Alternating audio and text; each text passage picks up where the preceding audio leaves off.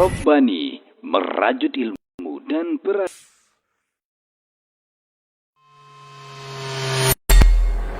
Di para sahabat itu, kaum muslimin, yang terbayang bagi mereka itu adalah infak, yang terbayang bagi mereka adalah sebuah kebahagiaan, keselamatan di akhirat yang kekal dan abadi di sisi Allah Tabaraka wa Ta'ala. Semua kita boleh klaim sekarang, kamu cinta Nabi, cinta Ustaz, cinta Nabi, cinta Ustaz, termasuk saya, cinta Nabi, cinta. Kapan tahunya? Besok di akhirat. Maka apa kata Nabi sallallahu alaihi wasallam? Amalur rajuli biyadih. Penghasilan yang terbaik adalah pekerjaan yang dilakukan oleh seseorang dengan tangannya sendiri. Wa kullu bai'in mabrur. Dan setiap jual beli yang mabrur. Ini aktivitas ini membantu saya di akhirat atau akan menyulitkan saya di akhirat?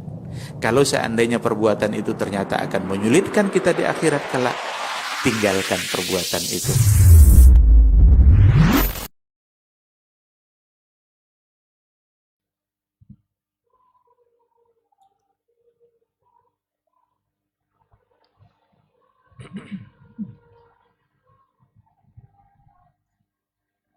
Bismillahirrahmanirrahim. Assalamualaikum warahmatullahi wabarakatuh.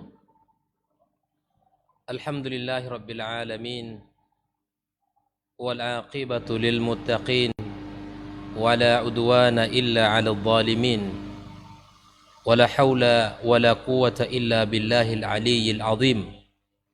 Ashhadu an la ilaha illallah wahdahu la syarika lah, wa ashhadu anna Muhammadan abduhu wa rasuluhu alladzi la nabiyya ba'dah. Allahumma salli wa sallim wa barik ala Muhammadin wa ala alihi wa ashabihi wa man sara ala nahjihi ila yaumiddin. Allahumma 'allimna ma yanfa'una wanfa'na bima 'allamtana wa zidna ilma. Ma'asyiral hadirin wal hadirat, al-musyahidin wal musyahidat, teman-teman yang berada di studio KMTV, saudara-saudari, kaum muslimin, kaum muslimat dimanapun berada, alhamdulillah, bersyukur kita kepada Allah Subhanahu wa Ta'ala. Pada kesempatan maghrib ini kita kembali dipertemukan dalam majlis yang mulia, berbicara tentang kaidah-kaidah Al-Quran yang berkaitan dengan kehidupan kita. Sesungguhnya Al-Quran ini, kata Allah Subhanahu wa Ta'ala, inna hadzal Quran yahdi lillati hiya aqwam. Bahwa Al-Quran jika kita pegang dalam kehidupan kita, dia akan menunjukkan kita kepada jalan yang lebih baik. Maka sungguh jalan yang terbaik untuk kita lalui adalah berpandu kepada Al-Quran sebagai kalamullah azza wa jal. Kemudian kita bersalawat kepada Rasulullah sallallahu alaihi wasallam. Allahumma salli wa sallim wa barik ala Muhammad. Salawat untuk keluarganya, para sahabatnya, dan seluruh kaum muslimin yang meniti jalan sunnahnya sampai hari kiamat kelak. Kembali kita malam ini pada kaidah yang kedua dari kaidah-kaidah Al-Quran yang berkaitan dengan kehidupan kita. Namun sebelum memasuki kaidah yang kedua, saya minta kepada teman-teman yang di studio untuk menyebutkan kaidah yang pertama. Sedikit kita mengulang. Silakan. Wa qulu linnasi husna. Ini kaidah pertama kita, bahwa katakanlah yang baik-baik kepada manusia. Barakallahu fik. Kita masuki ke kaidah yang kedua, adalah firman Allah Subhanahu wa Ta'ala di dalam surat Al-Baqarah ayat 216. Allah Subhanahu wa Ta'ala berfirman, wa asa an taqrahu syai'aw wa huwa khairul lakum wa asa an tuhibbu syai'aw wa huwa syarrul lakum. Allah menyebutkan dalam ayat yang mulia ini, kaum muslimin, kaum muslimat, bisa jadi engkau membenci sesuatu padahal sesuatu itu baik bagi kamu. Di dalam kehidupan kita sungguh sangat banyak yang kita hadapi, yang kita alami dalam kehidupan ini. Ketika kita dihadapkan kepada perkara-perkara yang mana hati kita tidak menyukainya, fisik kita tidak menyukainya, jiwa kita tidak menyukainya, tapi barangkali pada perkara tersebut adalah lebih baik bagi kita. Dan Allah katakan wa asa an tuhibbu syai'aw wa huwa syarrul lakum. Dan bisa jadi yang kamu sukai, yang jiwa kamu suka, yang kamu senangi, yang fisik kamu suka, bisa jadi itu adalah buruk bagi kamu. Kaum muslimin rahimakumullah, kaum muslimat, hadirin hadirat yang dimuliakan Allah. Ayat yang mulia ini memberikan penjelasan kepada kita bahwa sesungguhnya kita ini tidak memiliki kekuatan apa-apa. Annahu la yamliku li nafsihi syai'ah naf'an wa la dharra. Kita tidak bisa mendatangkan manfaat atau pula tidak bisa mendatangkan perkara yang mudarat. Wa annal amra biyadillah. Kita yakini itu, bahwa perkara yang seluruh perkara kita itu di tangan Allah Subhanahu wa taala.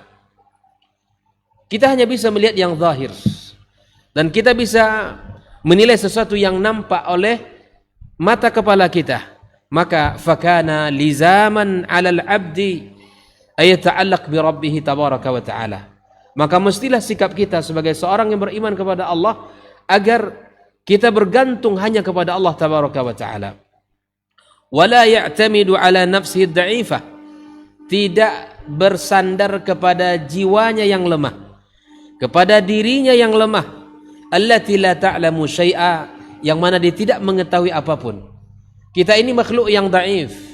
Maka apapun yang kita kerjakan, kaum muslimin rahimakumullah, mari kita sandarkan segala sesuatu kepada Allah. Jangan sandarkan kepada kekuatan fisik kita. Jangan sandarkan hanya kepada orang-orang yang ada di sekeliling kita. Atau mungkin jangan hanya sandarkan urusan kita ketika kita punya harta yang banyak. Barangkali kita bisa menganggap sesuatu itu mudah saja karena kita punya kekuatan harta, atau kita memiliki sahabat-sahabat dan lain sebagainya. Boleh itu kita jadikan sebagai pembantu untuk meringankan kita di dalam urusan, namun segala sesuatu tentunya dalam genggaman Allah Subhanahu wa taala. Jangan gara-gara kita memiliki sahabat yang kita kenal di sebuah instansi, lalu kemudian kita mengandalkan itu semua. Kita mengerjakan tidak atas niat lillahi ta'ala. Kita mengerjakan bukan karena mengharap ridha Allah Azza wa Jalla. Bisa jadi itu semua akan berakhir dengan tidak baik. Kaum muslimin rahimakumullah. Sesungguhnya hidup kita ini berjalan di atas takdir Allah tabaraka wa ta'ala, yang maha rauf, yang maha rahim kepada kita. Allah mentakdirkan sesuatu yang baik, dan Allah Subhanahu wa taala pula yang menjaga kita dari perkara yang buruk. Maka sebesar apa ketergantungan kita kepada Allah dan sebesar apa tawakal kita kepadanya Azza wa Jalla, maka sebesar itu pula lah yang akan kita rasakan manfaatnya dalam kehidupan kita. Dunia ini penuh dengan cobaan. Dunia ini penuh dengan ujian. Penuh dengan sesuatu yang membawa kita kepada keburukan. Dan juga perlu kita ingat ada sesuatu yang membawa kita kepada kebaikan. Maka apa yang dituntut? Seperti apa kita sebagai seorang muslim? Wal muslim matlubun minhu ayya'mala ayyu'mal juhdahu fi tilkal umur. Yang dituntut bagi kita, kepada kita adalah di mana seorang muslim mengeluarkan seluruh usahanya, di seluruh kekuatannya, tawakalnya kepada Allah kencang, doanya luar biasa, usaha dan ikhtiar juga baik. Maka seimbang antara usaha untuk mendapatkan sesuatu, kemudian usaha dalam menyandarkan dirinya kepada Allah tabaraka wa taala. Oleh itu kaum muslimin rahimakumullah, kita apalagi hidup di zaman yang mana disebutkan oleh para ulama as-sira' bainal haqq wal batil, yang mana antara hak dan batil itu saling memberikan, saling mendorong, saling menarik kita. Hak jelas nampak yang telah dijelaskan oleh Allah dan Rasulnya. Yang batil pun nampak di depan mata kita. Maka sebagai seorang muslim senantiasa dia harus berusaha untuk memilih jalan-jalan yang telah Allah tentukan dan Rasul sallallahu alaihi wasallam jelaskan. Oleh itu kaum muslimin rahimakumullah, ayat yang pertama atau kaidah yang kedua ini dalam surat Al-Baqarah adalah ayat yang berbicara tentang jihad. Allah Subhanahu wa taala katakan kutiba alaikumul qitalu wa huwa kurhul lakum. Nah, sesungguhnya jihad adalah perkara yang tidak disukai oleh fisik. Ya enggak? Ketika kita berjihad, taruhannya imma kita menang dengan membawa kejayaan Islam atau kita mati dalam keadaan syahid, terbunuh, mungkin leher kita terpenggal dan seterusnya. Maka perkara ini kaum muslimin sungguh tidak disukai oleh fisik manusia. Karena itu akan berujung kepada kematian.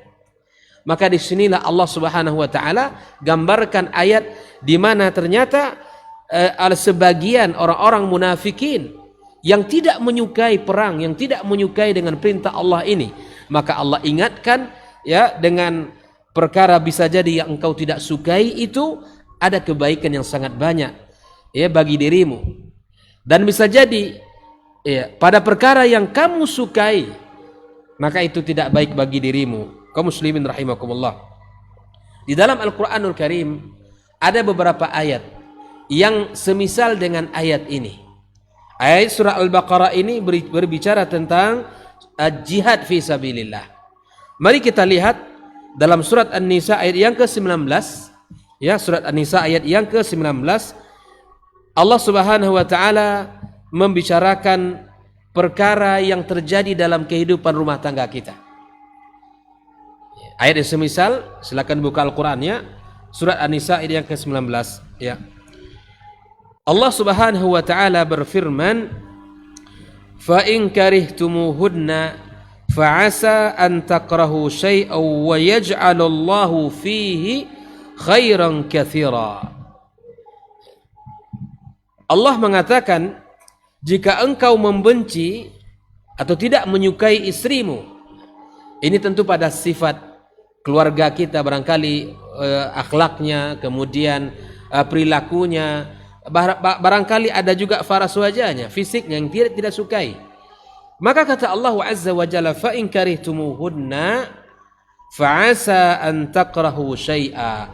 Bisa jadi pada perkara yang tidak kita sukai pada diri istri kita, akhlaknya, perilakunya, sifatnya dan seterusnya, Allah sebutkan wa yaj'alallahu fihi khairan katsira.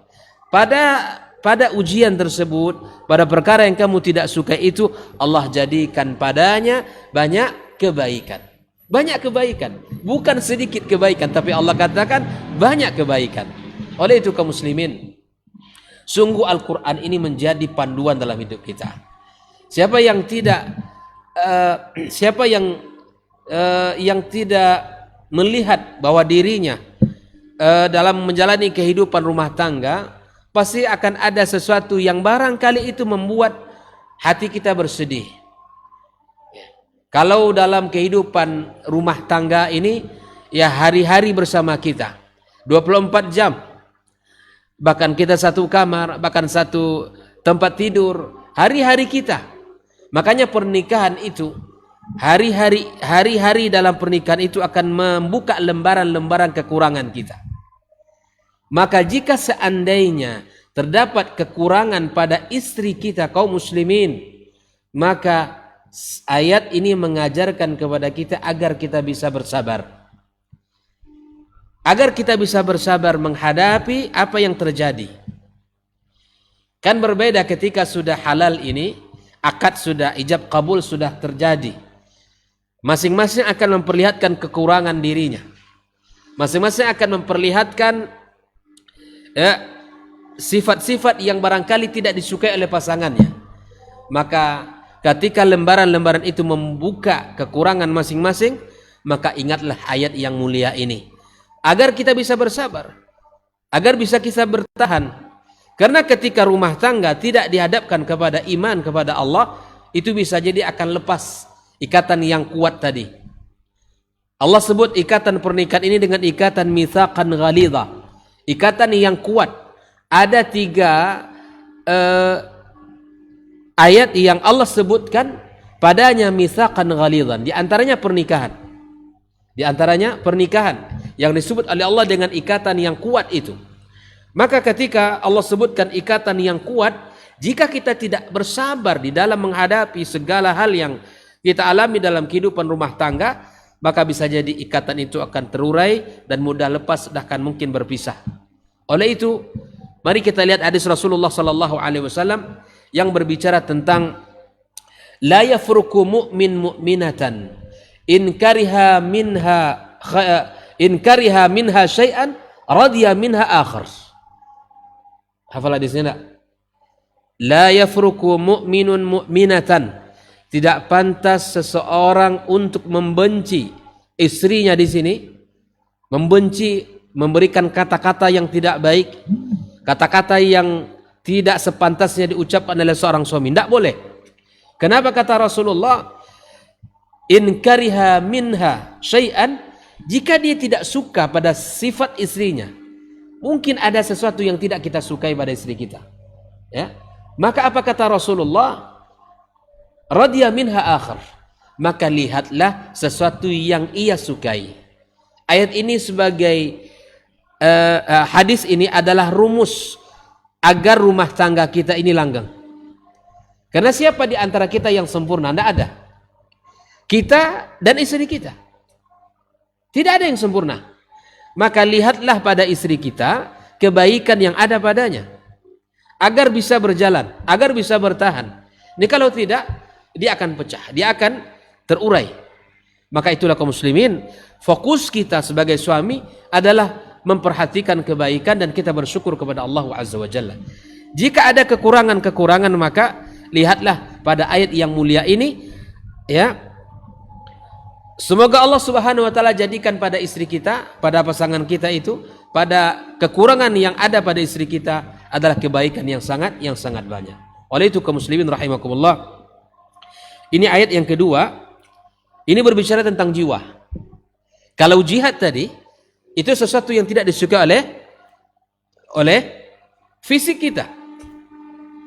Namun sifat kekurangan, sifat buruk, atau kekurangan yang ada pada akhlak dari istri kita, ini adalah sesuatu yang tidak disukai oleh jiwa kita. Makanya kaidah ini adalah 50 kaidah Al-Quran di dalam kehidupan yang berkaitan dengan kehidupan dan jiwa kita. Maka kalau kita perhatikan kaidah-kaidah ini semua, sungguh akan mengawal kehidupan kita supaya bisa normal dan menyehatkan jiwa kita. Karena tidak ada yang namanya kehidupan ini yang sempurna, dan tidak ada yang namanya jiwa kita senantiasa stabil.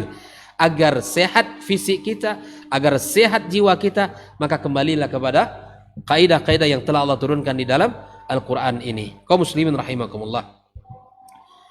Nah, di dalam kehidupan rumah tangga, ya, Rasulullah sallallahu alaihi wasallam telah mencontohkan banyak hal. Ketika terjadi permasalahan dan kekurangan, maka Rasulullah sallallahu alaihi wasallam senantiasa memberikan kepada kita kalimat, ya khairukum li ahlikum wa ana khairukum li ahli. Kalimat itu harus senantiasa kita pegang. Di para rijal yang ada di studio ini, maka kalimat ini adalah kalimat yang harus senantiasa hadir dalam diri kita. Sebaik-baik laki-laki itu adalah orang yang terbaik kepada keluarganya. Itu, ingat itu. Yang terbaik di antara kita semua ini adalah, dan seluruh kaum muslimin yang menyaksikan kajian kita, adalah mereka yang terbaik kepada keluarganya. Jadikan ukuran kebaikan kita itu adalah di mana kita mampu dan bisa berbuat baik kepada pasangan kita. Kalau mungkin ada angket yang membuat indikasi-indikasi kebaikan itu, ya dengan teman sekantornya, dengan sahabat dekatnya atau tetangganya, sekarang kita singkirkan, kita pindahkan bahwa ukuran terbaik dalam Islam salah satunya adalah diukur, ya, seseorang laki-laki itu baik ketika dia baik kepada pasangannya, ya. kaum muslimin, kaum muslimat rahimakumullah. Maka ada ayat yang ketiga, ayat yang semisal dengan kaidah yang kedua ini adalah di dalam surat An-Nur, ya kalau tidak salah surat An-Nur. Ini adalah kisah hadithul ifki yang terjadi pada bunda kita Aisyah radhiyallahu taala anha. Hadithul ifki, ayat yang semisal tentang ini adalah ayat yang kedua, ayat yang ketiga, ya, adalah firman Allah tabaraka wa taala, la tahsabuhu syarran lakum bal huwa khairul lakum. Ketika hadithul ifki, teman-teman ingat ya hadithul ifki ya, di mana ibunda kita Aisyah dituduh berzina ya oleh seorang munafik. Subhanallah, kota Madinah menjadi kota yang terasa agak sedikit berbeda suasananya. Hal ini memang membuat suasana tidak nyaman. Bahkan Rasulullah sallallahu alaihi wasallam merasakan betapa dirinya diuji oleh Allah Subhanahu wa taala dengan fitnah tersebut. Ibunda kita Aisyah radhiyallahu taala anha juga demikian. Ya, maka kemudian Allah Subhanahu wa taala memberikan pelajaran kepada kaum muslimin di sana agar kita tetap berhusnudzan kepada Allah Azza wa Jalla. Apapun yang kalian hadapi dalam kehidupan, maka jadikanlah Allah yang terbaik, yang memiliki yang terbaik untuk kita. Maka di sini Allah katakan la tahsabuhu syarran lakum. Ya, jangan dikira ya apa hal yang terjadi kepada kalian itu adalah buruk untuk kalian. Bal huwa khairul lakum. Namun itu adalah sungguh sangat baik bagi kalian. Nah, kaum muslimin rahimakumullah, inilah dua ayat yang semisal dengan surat Al-Baqarah 216, itu surat An-Nisa, kemudian surat An-Nur ini. Nah, kisah kaum munafikin ini ada tentang hadithul ifki ini juga sesuatu yang tidak disukai oleh jiwa kita. Kalau seseorang dituduh, difitnah, apa perasaan kita? Tidak nyaman. Ya, kita tidak melakukan itu namun kita tertuduh. Maka bahkan mungkin fisik dan jiwa kita terganggu sekaligus. Kita dituduh oleh orang. Tapi ingat kata Allah, la tahsabuhu syarran lakum bal huwa khairul lakum. Ingat, itu tidak hanya buruk, insyaallah tidak buruk bagi kalian, namun insyaallah tabaraka wa taala itu akan ada kebaikan bagi kalian semuanya. Kaum muslimin rahimakumullah, maka dari ayat yang mulia ini kita ambil beberapa faedah yang bisa kita petik. Yang pertama adalah kita senantiasa berhusnuzan kepada Allah Subhanahu wa taala, bahwa ketetapan Allah itu jauh lebih baik, dan apa yang dipilihkan oleh Allah Subhanahu wa taala tentu itulah yang terbaik untuk kita. Tentulah itu yang terbaik untuk kita. Yang kedua, ketika kita diperintahkan oleh Allah Subhanahu wa taala untuk menjalankan syariatnya, maka tetaplah kita berusaha untuk melakukannya. Karena bisa jadi ketika syariat seperti salat misalnya, salat subuh apalagi, itu tidak disukai oleh fisik. Itu di saat-saat kita enak-enak tidur, kemudian ada azan yang berkumandang, ya maka kalau kita mampu melawan itu kaum muslimin, insyaallah itu akan menjadi indah dalam kehidupan kita. Seperti mana Rasul sallallahu alaihi wasallam sampaikan, ya, huffatil jannatu bil makarih. Surga itu diliputi, dilingkungi oleh sesuatu yang tidak disukai oleh jiwa kita. Seperti salat, ya, mendirikan 5 waktu, ya, puasa di bulan suci Ramadan, apalagi di musim panas, kemudian membayarkan zakat. Kalau zakatnya 2.500.000 itu ringan, Pak. Tapi kalau sudah mengeluarkan zakatnya sudah 250 juta, kira-kira itu bukan perkara ringan. Makanya dia adalah rukun Islam. Kalau sudah zakatnya 2,5 M yang harus dikeluarkan, itu bukan perkara ringan.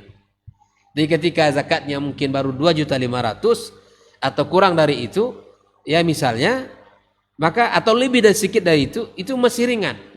Tapi ketika zakat itu ya sudah lebih seperti 25 juta atau naik lagi 250 juta atau 2,5 M, itu bukan perkara ringan kaum muslimin.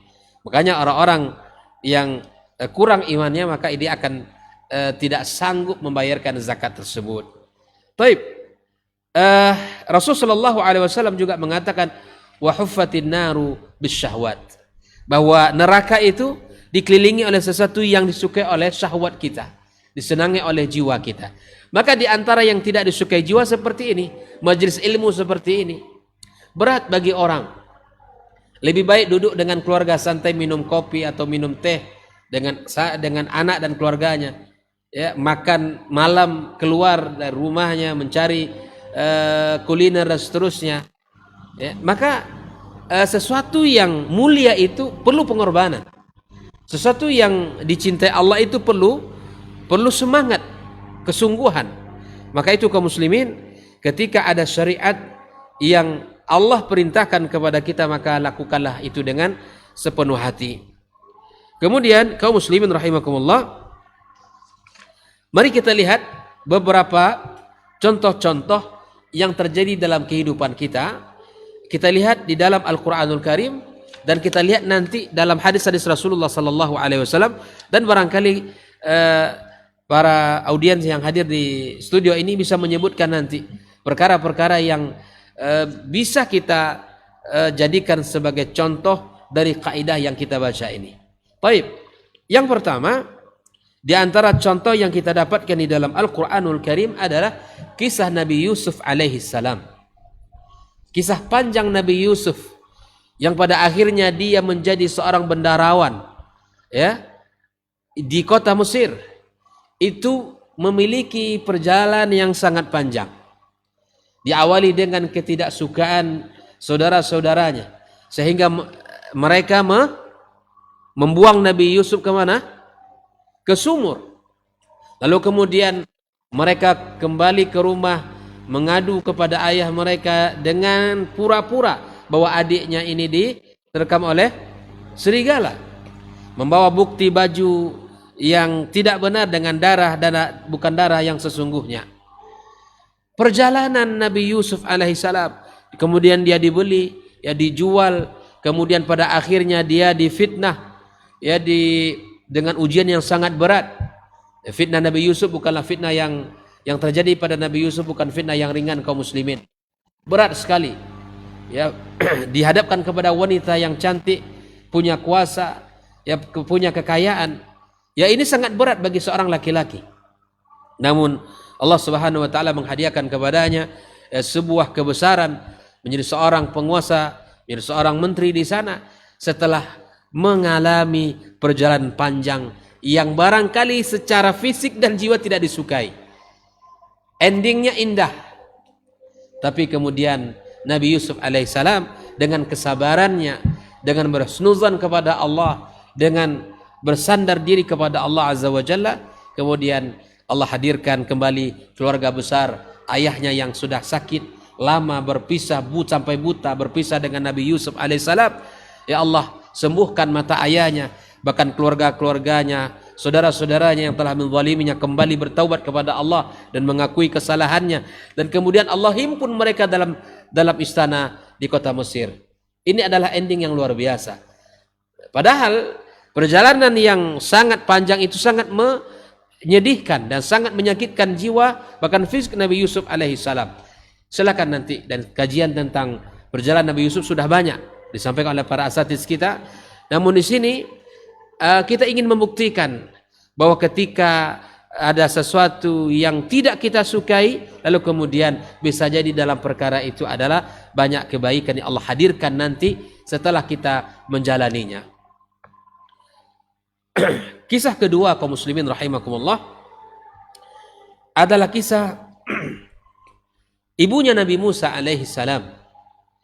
Di saat ujian berat, bahwa ketika Fir'aun membuat aturan bahwa setiap anak yang lahir itu mesti dibunuh, maka dibuatlah aturan 1 tahun lahir, setahun ini lahir dibunuh, tahun besok tidak dibunuh. Siapa saudara Nabi Musa? Harun ya. Kisah Nabi Harun tidak terlalu banyak Allah ungkapkan di dalam Al-Quranul Karim. Kenapa? Salah satu sebabnya karena Nabi Harun itu lahir di saat aturan Fir'aun, ya, di saat aturan Fir'aun di mana tahun lahir itu tidak dibunuh. Nah, Musa saudaranya lahir di saat aturan kalau tahun itu lahir dia mesti dibunuh. Maka kemudian bagaimana ibu yang Masya Allah yang melahirkan, yang di rahimnya 9 bulan melahirkan penuh perjuangan, lahir pula di saat atau di tahun aturan yang sangat keras dan sangat dahsyat itu. Maka kecemasan demi kecemasan, maka kemudian Allah Subhanahu wa taala memerintahkan ya Ummi Musa untuk membuangnya atau menghanyutkannya, Nabi Musa alaihi salam ya, untuk menghanyutkan Nabi Musa alaihissalam.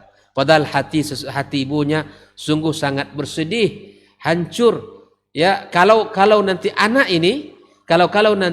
ini ya didapati oleh pasukan Firaun, lalu kemudian tiba-tiba si Musa kecil dibunuh nantinya.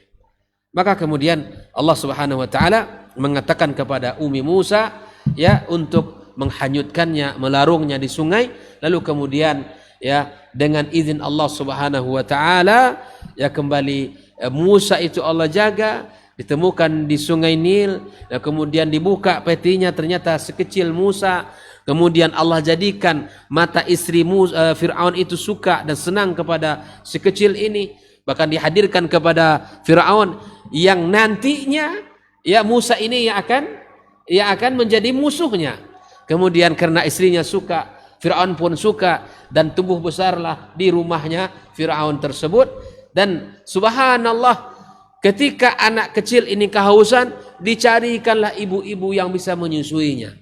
Izin Allah Subhanahu wa taala sebagaimana janjinya, kami akan kembalikan Musa kepadamu. Kami akan kembalikan Musa kepadamu. Subhanallah, ya ketemulah dengan kakaknya yang mengatakan bahwa saya mengenal seorang ibu dan dia bisa menyusui anak ini. Maka kemudian dipanggillah ibu tersebut, yang ternyata ibu siapa? Ibu Musa alaihissalam. Bagaimana coba perjalanan Nabi Musa sekecil ini, Musa kecil yang lahir di masa yang aturannya sangat dahsyat, lalu kemudian dengan izin Allah Azza wa Jalla ya diselamatkan Allah, bahkan tumbuh hidup besar di istananya Fir'aun. Lalu kemudian atas izin Allah yang Maha Rauf, yang Maha Rahman, Allah kembalikan si Musa kecil kepada sang bundanya. Kemudian tumbuhlah Musa alaihissalam menjadi seorang pemuda yang beriman, yang kokoh, yang kokoh akidahnya kepada Allah Subhanahu wa taala. Coba kita lihat bagaimana ya atharut thayyibah, bagaimana ujung kebaikan yang dialami oleh Nabi Musa alaihissalam ya pada masa-masa yang akan datang. Namun sebelum perjalanan diangkat beliau menjadi seorang yang luar biasa, perjalanan sangat memberatkan bagi ibunya yang sangat sedih terhadap peristiwa di saat itu. Maka Allah katakan, wallahu ya'lamu wa antum la ta'lamun. Allah yang tahu dengan segala hal ini, ya, sedangkan kalian tidak mengetahuinya. Kaum muslimin rahimakumullah. Kisah berikutnya ketika Musa meninggalkan kampung halamannya. Kan kisahnya masyhur ya. Ketika Musa ada masalah dengan kaumnya Fir'aun, maka kemudian dia melerai ya, maka kemudian didorong oleh Musa. Dorongnya Musa itu membuat orang dari kaum Fir'aun ini meninggal, mati. Lalu kemudian ada seorang laki-laki yang saleh yang menyampaikan kepada Musa, "Ya Musa, saya menasihati kamu harus lari tinggalkan kampung ini." Coba lihat kaum muslimin, bagaimana tidak kita meninggalkan kampung halaman kita, ya, di mana di situ banyak kenangan kita. Lalu kemudian kita meninggalkan, pergi tanpa bekal. Tapi sesuatu yang tidak disukai itu bisa jadi kebaikan yang akan hadir. Fi'lan Musa dipertemukan dengan dua gadis yang mana Masya Allah luar biasa dengan menjaga iffahnya, kesucian mereka terjaga, yang tidak mau berkerumunan dengan kaum laki-laki yang sedang mengambil air minum rebutan untuk hewan ternak mereka. Maka Musa yang sedang duduk istirahat melihat sampai Musa mengatakan, "Ma khatbukuma?" Ada apa kalian di sini? Maka ini pelajaran mahal bagi kita. Kalau di situ banyak laki-laki, ya di situ adalah tempat ngumpulnya kaum laki-laki, ada kaum wanita datang. Kita mesti bertanya, kenapa kalian di sini? Ini tempat kumpulnya kaum laki-laki. Untuk apa kalian berdua di sini? Maka kemudian dua wanita ini menyebutkan bahwa sesungguhnya kami ya ingin mengambil air untuk ternak kami. Disebutkan alasannya. Apa alasannya? Orang tua kami adalah orang tua yang sudah renta, yang sudah tua. Maka kemudian Nabi Musa membantunya dan akhirnya Nabi Musa diundang untuk datang ke rumahnya. Kemudian sampai di sana ya dia dipekerjakan, kemudian akhirnya menikahi salah seorang wanita yang dari dua anak Nabi ini. Ya, dalam perjalanan panjang dia berjalan menuju rumah ayahnya, itu luar biasa. Dikisahkan oleh para ulama bahwa yang awalnya Nabi Musa meminta dua anak gadis itu berjalan di depannya karena Musa tidak tahu alamat rumahnya. Lalu kemudian Musa tidak nyaman dengan kondisi ini. Maka Musa alaihissalam mengatakan kepada wanita berdua itu, kalian berada di belakang saya. Ini laki-laki yang saleh kaum muslimin, pemuda yang luar biasa. Yang awalnya mereka berjalan sebagai penunjuk jalan di depan Musa, tapi Musa tidak nyaman. Ada dua wanita gadis berjalan di depannya. Akhirnya Musa mengatakan, kalau begitu kita harus rubah. Kalian di belakang saya di depan. Wahai Musa, kamu tidak tahu alamat rumah kami. Kata Musa begini, kalau seandainya jalannya lurus, maka jangan dikasih kode. Namun kalau seandainya harus belok ke kanan, nanti lemparkan sesuatu ke arah kanan. Luar biasa, iffah. Inilah kesucian, inilah menjaga pandangan. Kalaulah ada laki-laki yang seperti ini kaum muslimin di masa-masa seperti ini, sungguh sangat luar biasa. Ya, mudah-mudahan kita dan anak-anak kita yang menjadi orang-orang yang kalaupun tidak seperti itu mendekati akhlak dan sifat ya Nabi Musa alaihissalam dalam menjaga kesucian dirinya. Akhirnya tibalah Nabi Musa di rumah ayah mereka dan kemudian akhirnya ya Nabi Musa dinikahkan dengan salah seorang putri dari Nabi tersebut. Kaum muslimin rahimakumullah. Nah, kisah yang ketiga di dalam Al-Quranul Karim tentang sesuatu yang tidak disukai tapi bisa jadi ada kebaikan padanya adalah kisah antara Nabi Musa dan Khidir. Di saat perjalanan mereka terjadi beberapa kisah besar dalam perjalanan itu. Di antaranya apa? Ya, Nabi Khidir memerintahkan untuk membunuh salah seorang. Masih ingat kisahnya? Ya, dari perjalanan itu ya ada kapal yang ditenggelamkan, ada anak kecil yang dibunuh, dan nanti ada dinding rumah yang hampir roboh dibangun kembali. Nah, di antara kisahnya adalah fi qissatil ghulam alladhi qatalahu al-Khidir. Ada anak kecil yang dibunuh oleh Khidir. Bi amrillah, tentunya ini bukan keinginan Khidir semata, tentu ini adalah ya perintah Allah Subhanahu wa taala. Fa innahu allala qatlahu biqaulih. Ya, maka di sinilah Khidir menyebutkan alasan membunuhnya. Kita lihat, wa ammal ghulamu fa kana abawahu mu'minaini fa khashina ay yurhiqahuma tu'yana wa kufra. Adapun anak kecil yang dibunuh ini adalah di mana kedua orang tuanya adalah beriman kepada Allah Subhanahu wa taala. Maka kalau anak ini tumbuh nanti menjadi besar dewasa, fa khashina, kami khawatir ya, takut ayyurhiqahuma tu'yana wa kufra. Kata-kata murhaq di dalam bahasa Arab itu bukan hanya membuat kita lelah kaum muslimin. Teman-teman tahu tidak, murhaq itu orang yang lelahnya itu tidak bisa lagi, bahkan tidak sadar lagi. Saking capeknya, saking sulitnya kehidupan dia itu. Itu namanya murhaq. Lihat wajahnya saja kita tidak kasihan. Lihat fisiknya lemah, tidak bisa berbuat apa-apa. Ini murhaq. Maka ditambah lagi dengan tu'yana wa kufra. Anak ini akan melampaui batas dan menjadi seorang yang kufur. Maka kemudian fa'aradna ya ayubdilahuma rabbuhuma khairam minhu. zakata wa aqraba rahma. Maka kaum muslimin rahimakumullah, secara zahir perbuatan yang dilakukan oleh Khidir itu sungguh sangat bertentangan. Tapi itu semua atas izin Allah Subhanahu wa taala. Ya, ketika anak ini tumbuh nanti besar akan membuat orang tuanya lelah. Membuat orang tuanya ya bersedih. Tapi jangan diartikan ayat ini bagaimana kalau anak saya, Ustaz? Gitu kan? Kalau anak saya ini kira-kira ya, kalau kita lihat kisah Nabi Khidir ini, perilaku yang tidak baik ini barangkali seperti kisah yang dialami Nabi Khidir. Jangan. Yang disuruh untuk memenuhi itu hanya Khidir. Kita tidak boleh. Yang kita lakukan adalah bersabar di dalam mendidiknya. Ya, yang kita lakukan adalah bersabar di dalam memperbaiki anak kita. Kaum muslimin rahimakumullah. Maka hal ini juga barangkali menjadi pelajaran mahal untuk kita. Jika seandainya ada di antara kaum muslimin yang barangkali belum Allah takdirkan pada pernikahannya keturunan, belum Allah hadirkan di tengah-tengah kehidupan rumah tangganya anak, maka jadikanlah kisah-kisah ini, ayat-ayat ini menjadi obat bagi kita. Jangan kita bersedih, jangan kita larut di dalam kesedihan.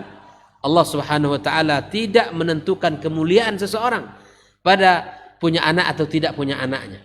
Tetapi itu semua adalah kuasa Allah untuk menghadirkannya kepada kita. Huwallazi khalaqaka fasawwaka fa'adalak. Dia yang menciptakan. Atas kuasa Allah Subhanahu wa taala yang memberikan kepada kita. Tidak kuasa manusia. Ikhtiar kita menikah, harapan kita punya anak. Namun di saat Allah belum menghadirkan anak, belum memberi rezeki anak, maka janganlah kita bersedih. Ya, janganlah kita berlarut di dalam kesedihan panjang sehingga kita tidak mendapatkan ya kebaikan dari apa yang kita alami ini. Kaum muslimin rahimakumullah.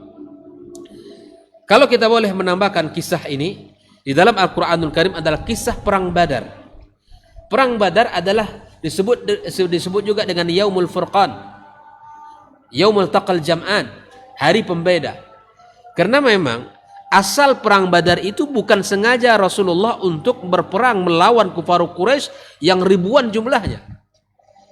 Rasulullah SAW keluar dari Madinah ya ingin mencegat siapa?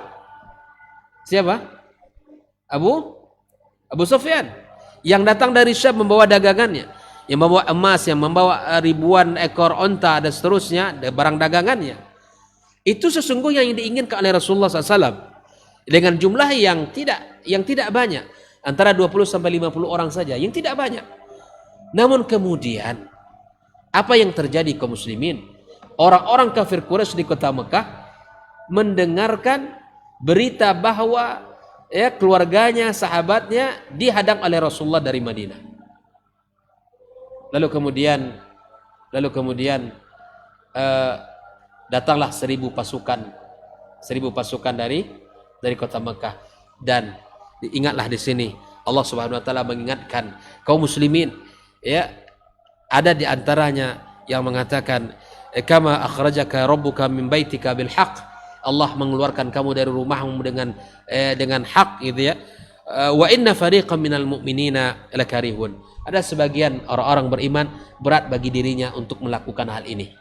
Berat untuk keluar berperang dengan pasukan Quraisy yang lengkap, senjata yang lengkap dan seterusnya, dengan pasukan yang sangat banyak. Kaum muslimin jumlahnya ratusan orang menghadapi ribuan orang.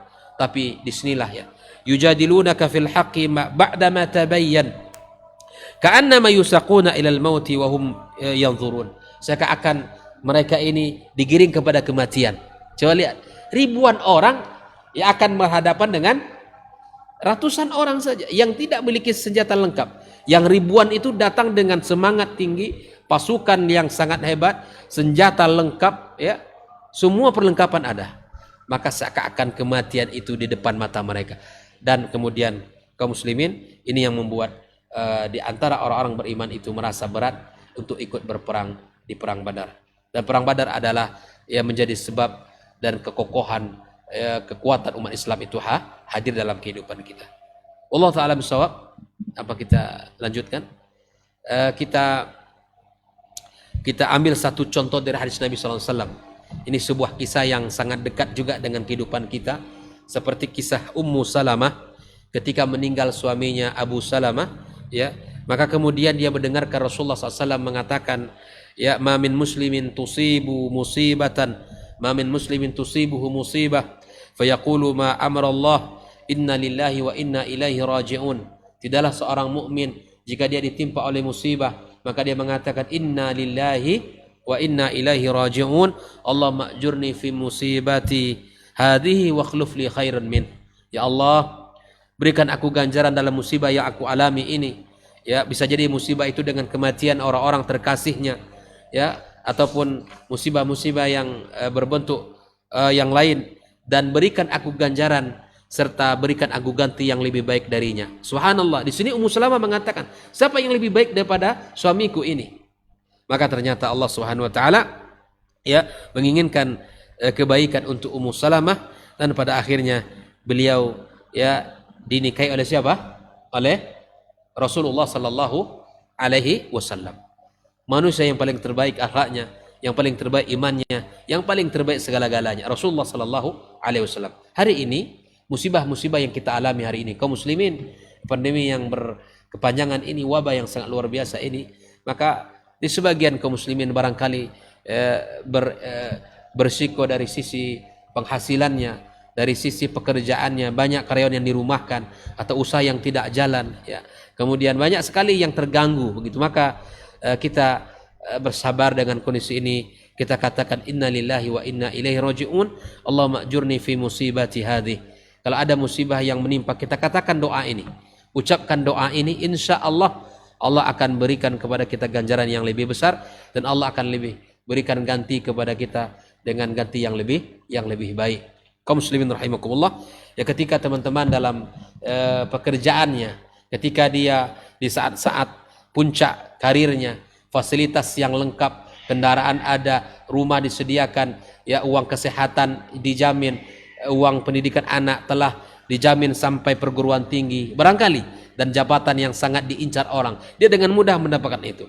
Tapi ketika jabatan itu didapatkan olehnya dan dia tahu bahwa pada jabatan itu berisiko pada rezekinya untuk anak dan istrinya di sisi Allah, dengan rela dia meninggalkan pekerjaan itu karena memilih perintah Allah dan Rasulnya, maka disinilah kita membuktikan insya Allah akan banyak kebaikan-kebaikan, walaupun pahit secara ekonomi, pahit secara perasaan, pahit secara fisik, yang barangkali bonus yang diterima di awal tahun itu sangat besar, semua itu hilang sirna, ya, yang jaminan rumah, kesehatan, kendaraan, libur akhir tahun itu sudah tiada lagi.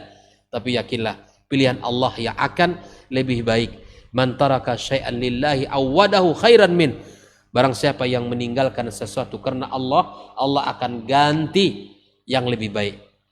Memang, ya, gantinya bukan berarti penghasilan lebih besar, bukan, tapi bisa jadi dirinya lebih tentram, anak dan keluarganya lebih mudah diatur, ya, dia bisa ibadah tepat waktu, bisa salat berjamaah di rumah Allah, bisa membaca Al-Quran dalam seharinya, zikir pagi dan sorenya terjaga. Banyak kebaikan yang dia rasakan setelah dia meninggalkan sesuatu yang dibenci Allah Subhanahu wa taala. Mudah-mudahan Allah memberkahi kita dan memberkahi keluarga kita serta memberkahi pertemuan kita ini, kaum muslimin, kaum muslimat, dan semoga Allah berikan ilmu bermanfaat. Wallahu taala a'lam bissawab. Subhanakallahumma bihamdika asyhadu an la ilaha illa anta astaghfiruka wa atubu ilaik. Wassalamualaikum warahmatullahi wabarakatuh.